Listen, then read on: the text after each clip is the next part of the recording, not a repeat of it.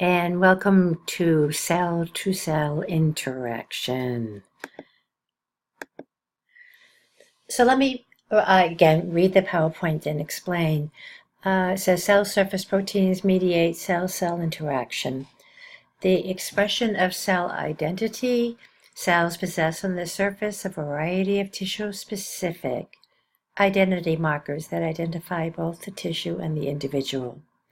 So by that, what it means is that you would be able to, if you were a histologist or a pathologist, look at a slide under a microscope, and you would be able to look at the expression and determine which is an epithelial cell, muscle cell, a nerve cell, whatever.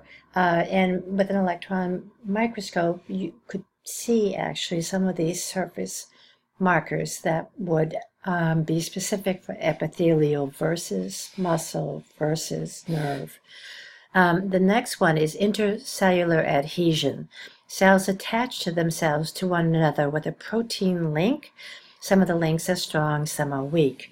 Now, if you're talking about blood, then red blood cells, white blood cells don't adhere to one another, should not adhere to one another. But when you're talking about sheets of epithelial or sheets of muscle, you want them to hang as a whole. And so the cell adhesion molecules that we'll be talking about allows that to happen. You want all the contracting cells in the heart to beat as one, so to speak, and you're going to then have to have cell-cell interaction to have that happen. So there are three flavors. One is called a tight junction, and another is called a desmosome, and a third is called a gap junction. So we'll take one at a time. The tight junction, some cells are in close physical contact with one another. Tight junctions connect plasma membranes of cells so tightly that even small molecules cannot leak between cells. They must pass into the cell. This type of junction is found in the digestive tract. And I think the next slide is a picture. Yes, here we go. So here is the tight junction. And it doesn't look that tight, but it is. Now, the thing about the tight junctions that's really important in the GI tract is that the cells lining the GI tract, those epithelial cells, they form tight junctions with their neighbors to the right and to the left. They form such an impenetrable bond that if you drank a glass of water, the water would not leak along the way down the tube. And if it was not a tight junction, and you had a weak interaction, that's exactly what would happen. You would drink a glass of water, and most of it would leak in the esophagus, and more would leak in the stomach, because remember, you have that churning peristalsis going on, and it would be very easy to have that glass of water leak all over the place and never get to the end. That would not be healthy. If you ate a sandwich and you didn't have tight junctions, then parts of the sandwich, as you broke them down in digestion, would just kind of leak out into the large intestine, into the rest of the body, also not very good. That could kill you. So tight junctions are not found everywhere. Tight junctions are found where the body does not want to lose fluid. So, for example, with blood, guess what? Those epithelial cells are called endothelial cells because they're inside. They have tight junctions because they also don't want to have the blood leak out of the cardiovascular system and go into the body. So whenever you need to have fluid, liquid, semi-solid, be contained within the system, like a gastrointestinal tract or the respiratory tract or whatever it may be, the blood, then tight junctions are going to allow you to do that. Anchoring junctions. Okay, so anchoring junctions come by a number of names. Desmosomes, one of them, but I will go with anchoring junctions. Now, anchoring junctions connect the cytoskeleton of adjacent cells by means of a protein called cadherin. These junctions are important in tissue subject to mechanical stress like the heart. All right, picture. The purple is the cadherin, and this is a cell, and this is a cell. The cadherin, you're, again, not going to find these anchoring junctions all over the body, but in some specific spots. And the heart is always included in this because the heart starts beating in the fetus, and it isn't until the day you die that it stops. And there's an enormous amount of pressure and stress on that heart and on those myocardial cells in order to make it a very efficient pump. There's no 5-minute rest or anything along those lines. So you really have to construct a cell-to-cell communication or cell-to-cell structure that is going to help these cells that are continually contracting, relax, contracting, relax, contracting, relax, to hang as a whole for the entire lifespan of the person.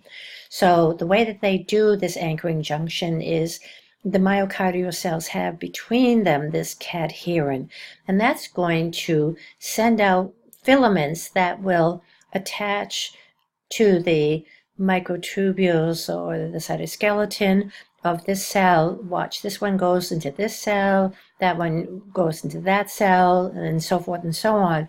And it's not going to make it waterproof. That's really not what the problem is with the heart. The heart's not moving fluid, but the heart is a pump, and the heart has to contract, and the heart has to relax and then contract again.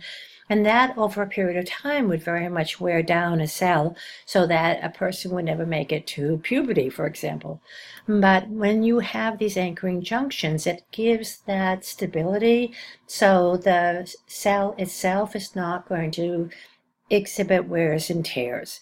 And it's going to allow a really robust contraction throughout the person's life.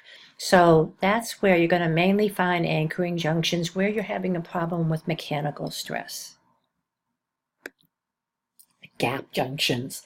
A gap is a really, I don't like the word gap junctions because it's not a gap, it's actually a tunnel.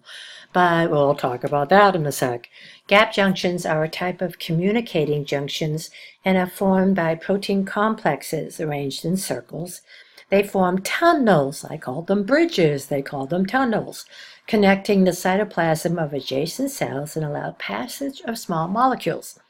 The heart's myocardial cells use gap junctions to rapidly conduct an electric impulse in order to get a coordinated heartbeat. Let me show you the picture. Okay, so they call it a channel, I call it a tunnel. It doesn't really matter, but it is a passageway between two adjacent myocardial cells. Now, here comes the part that perhaps gets confusing. The myocardial cells, the heart cells that beat, they have to receive a signal to tell them to beat, and that's the pacemaker. So the heart's pacemaker sends out an electric signal.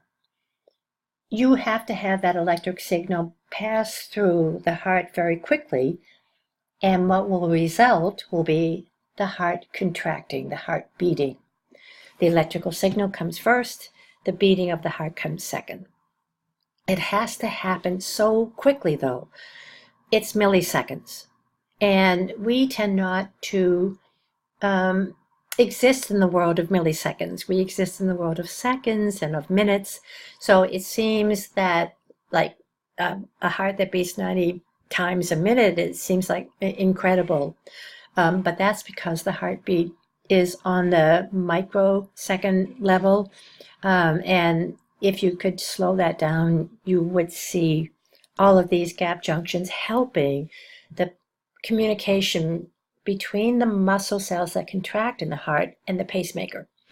So the pacemaker, when it fires this electric discharge, that discharge has to pass through all of the myocardial cells in the atria within milliseconds. How are you going to do it that fast? Is, to do it from cell to cell to cell to cell without any intervention, it just would take forever and a day. you've got millions of them. So what they do is they have these, the adjacent cells have these little tunnels or these little channels or these little tubes called gap junctions. And so if this received the electric signal, then it just goes through the gap junction and the signal is received by the next cell. Otherwise, you'd have to have an electric signal, a space, another electric signal. You would never get 90 beats per minute. But because you have the gap junctions, the electrical signal from the pacemaker can zip through those myocardial muscle cells in millisecond time to get that coordinated beat. The thing that can be confusing is that myocardial cells will have gap junctions, but they will also have anchoring junctions. And it's not shown here, but two things have to happen with the heart. The heart cells, myocardial cells, they have to receive the electrical signal to beat. That's the gap junctions, but they also need the anchoring junctions to make sure that over time they don't tear each other apart. So myocardial cells will have two types of junctions. They're going to have the gap junctions for the pacemaker, and they're going to have the anchoring junctions for the contraction. And that is that's the part of the PowerPoint about junctions. This part is about how do you signal to cells that are very far away in the body. So that is a different category. The junctions, the gap junctions, the anchoring junctions, the tight junctions, they're all about cells that are neighbors. They're next to each other. But how do you communicate if you are a pancreatic cell and you want to do something like digestive enzymes or make hormones? The target for those hormones could be anywhere in the body, your big toe, and certainly your big toe is not next to your pancreas. So you have to have another way of communicating with distant cells, and that's this part of the PowerPoint, cell signaling. And we do it through chemicals. So small chemicals can move into the bloodstream and go to the target. They can go into the lymph and go to the target. They tend to communicate mainly by blood because the blood circulates so quickly through the body that when you have, let's say, a hormone that needs to signal an organ halfway through the body, you would be able to do that very quickly by putting it into the bloodstream. So these chemicals can bind to specific receptors on the cell membrane, as shown in the next slide. Okay, so this is just kind of giving you a general overview. When you are talking about cell signaling, where you have an organ and it's going to make a signal that will have to travel far deep into the body, you are going to be sending these little signals in red. Notice that they have different shapes. And then you want to have the cell that can respond to it specifically bind that particular signal. So you're going to find on cells that can receive that information, can receive that hormone, needs that hormone in order to change, they're going to have their protein receptors in their plasma or cell membrane, and the way that they distinguish all the different signals that might be in the bloodstream is by shape. So if you look at this particular shape, it's specific for this molecule, not for the round and not for that star-like triangular thing. So that is kind of the way to do it. So you might be a pancreas and you're trying to get skeletal muscle in the leg to respond to insulin. You make the insulin, which would be one of these red shapes, and go into the bloodstream, and then the only cell that would bind the insulin would be the ones that have the right receptors. So we have two flavors. So the two flavors are the signaling that would be going on with molecules that are steroids and signaling that will be going on with molecules that are protein. So let's do the one that is actually easiest. I'll read this slide, and we're going to do the sex hormones, the steroid sex hormones first. Believe it or not, they're easier. And then we'll do the peptide amino acid hormones after. So cell signals one another with chemicals. These signal molecules can either directly enter the cell and bind to a nuclear receptor, or can bind to a receptor on the plasma membrane. We will now look specifically at hormones as a signal and how they affect their target. There are two main categories of hormones, namely peptide amino acid hormones like glucagon and steroid sex hormones like estrogen. You could also have testosterone is also in the steroid sex hormones.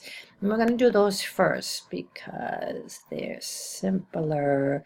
Do I have a separate slide?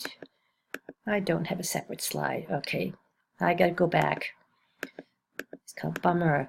What I would like you to do is to look at this lower cell right here, where it says target DNA, receptor in the cytoplasm, and blah, blah, blah, blah, blah. That's going to be your sex hormones. All sex hormones are cholesterol-based. They're based in fat. That's one of the reasons why young people don't have problems with high cholesterol, because they are making sex hormones kind of 24/7, and you absolutely positively need cholesterol to making estrogen and progesterone and testosterone, etc. Without cholesterol, you could not make sex hormones.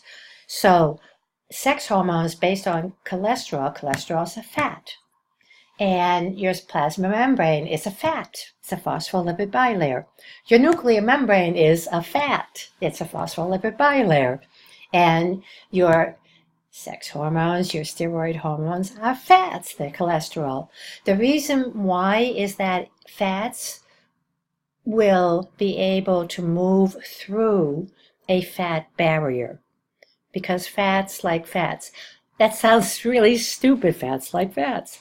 But for example, when I cook, I would put a pat of butter, which is a fat, and have it melt and add some olive oil, which is a fat. And then the two fats come together, and I would not be able to look at the pan with the melted butter and the melted olive oil and tell you, well, that molecule came from the butter and that molecule came from the fat. They come together, they coalesce, and they form kind of like a uniform mixture of fats. So why all of this? This has to do with the fact that when you have cholesterol-based sex hormones, they're going to be, let's say, produced by an ovary or produced by testes. But on the other hand, you want to make these hormones in order to stimulate implantation in a uterus. And the uterus is far away from an ovary, relatively speaking. Then that ovary, when it produces that estrogen, where you're going to find the receptors. You're going to find them receptors on cells that are in the uterus.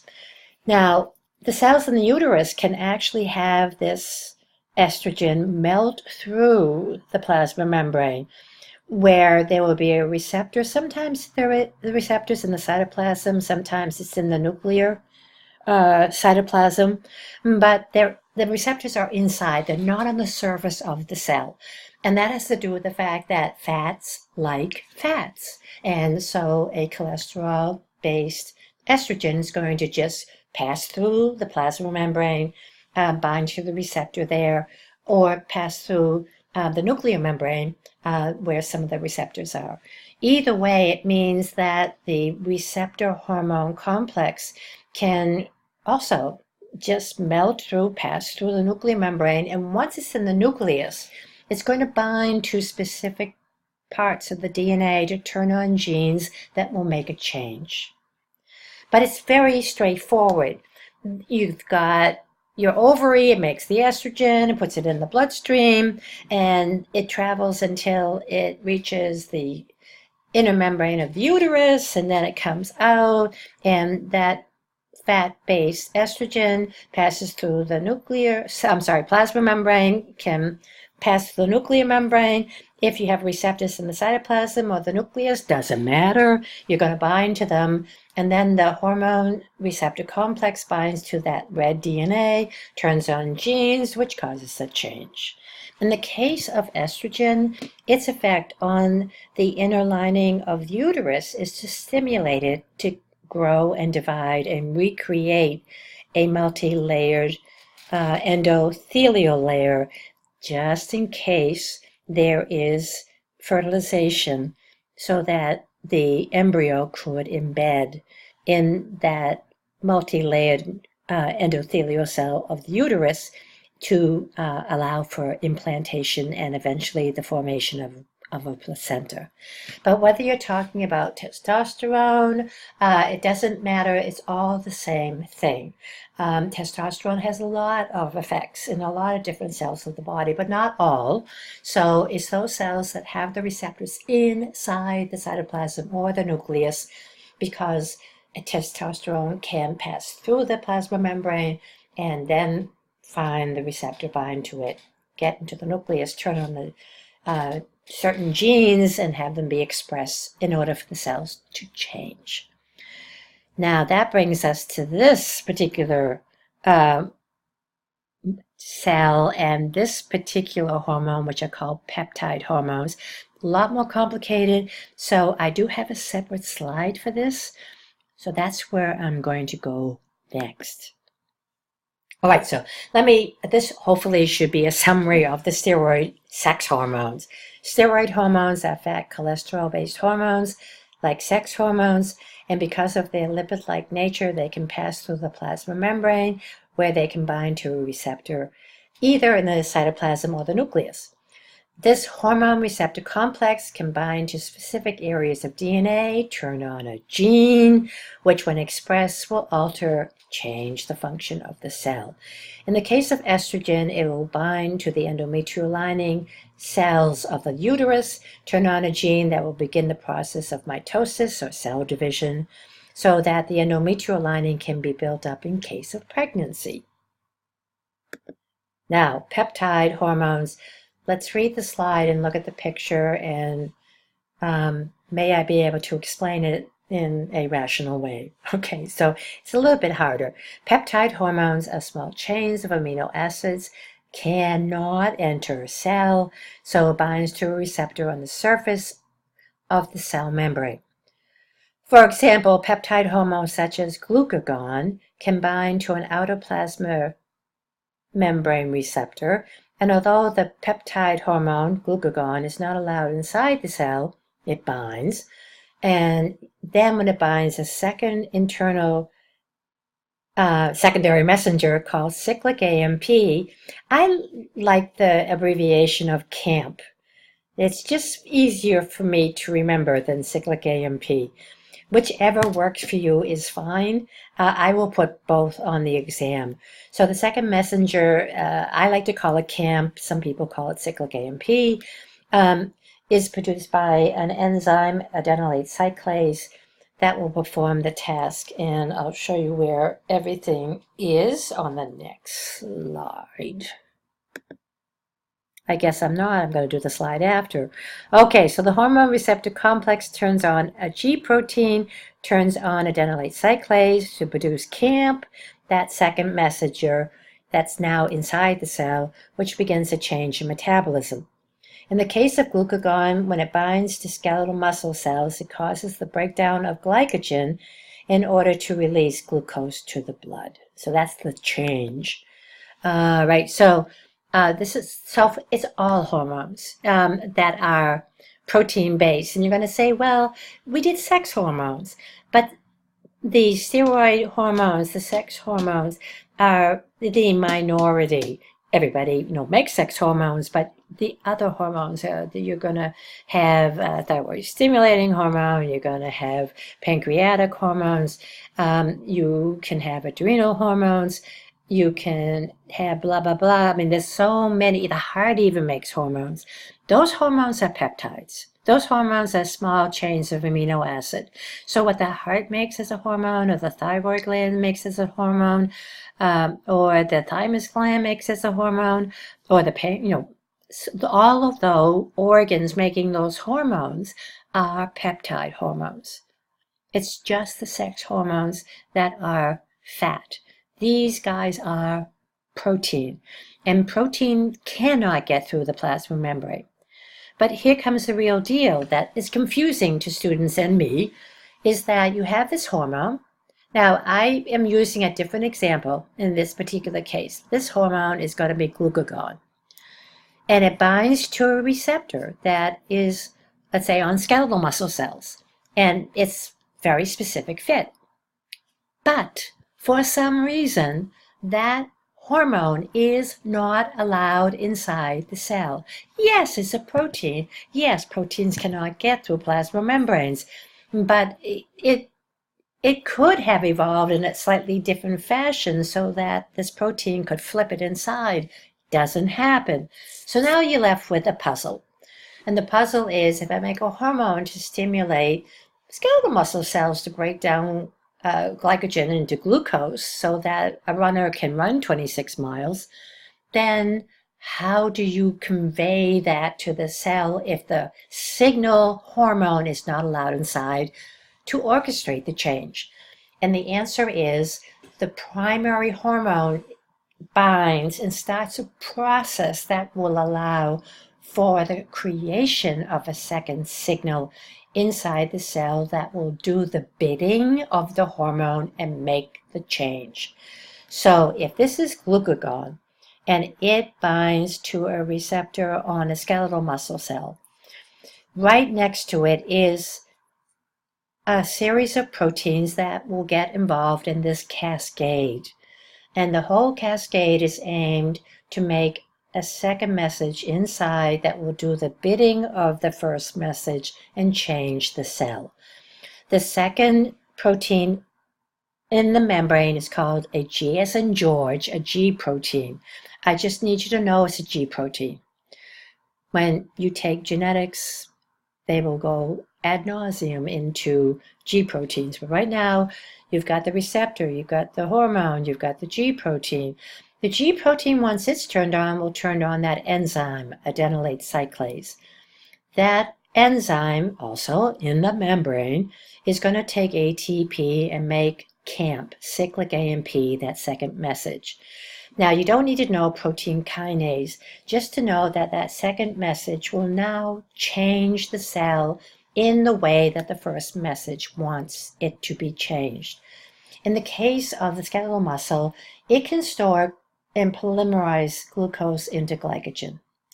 And when glucagon binds to that cell, it creates that second messenger CAMP, which will then start a change in metabolism that will start to break down that chain so that the individual glucose molecules can be released to the blood to keep the blood sugar stable during the person's run. That's how people run 26 miles. So again, most of the hormones in your body are peptide hormones. Sex hormones are actually an exception. The peptide protein hormones cannot get inside. They can bind to a specific receptor on the plasma membrane right here and start a cascade of events that will result in a second message that will then change the cell.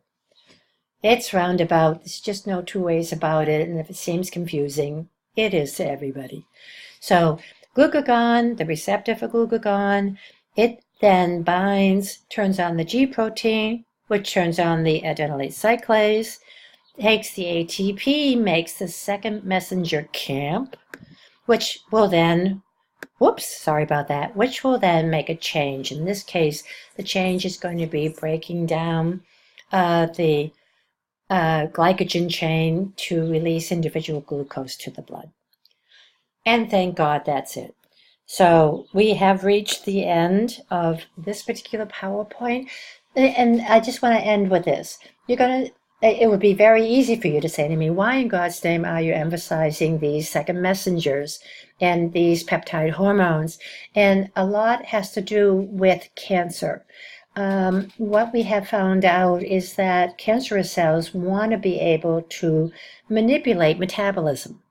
They want to be able to generate a lot of energy and divide and overcome organs and spread and so forth and so on.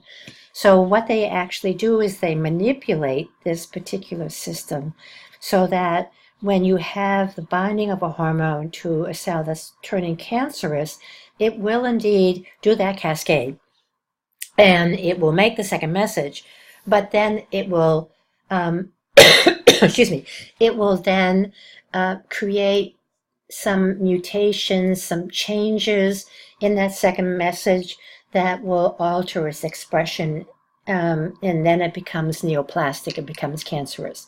So there are a number of drugs out there that are going to be in the mainstream in your lifetime that specifically target that signaling system, that system that the primary hormone has to make that secondary camp, and the way that it gets altered in a cancer cell is different than in a normal cell. So the whole idea is that if you can understand the cell signaling that goes on and how it changes in a cancer cell, you can develop a specific drug with very low toxicity that would specifically kill the cancer cells and leave the healthy cells alone. So that's one of the reasons why I'm torturing you about this. It's become a big topic in the treatment of cancer. More about that later. Okay, so I will see you back in class. And again, cell-cell interaction and organelle lectures. That's the only thing that will be on that 10-question quiz for this week. See you soon.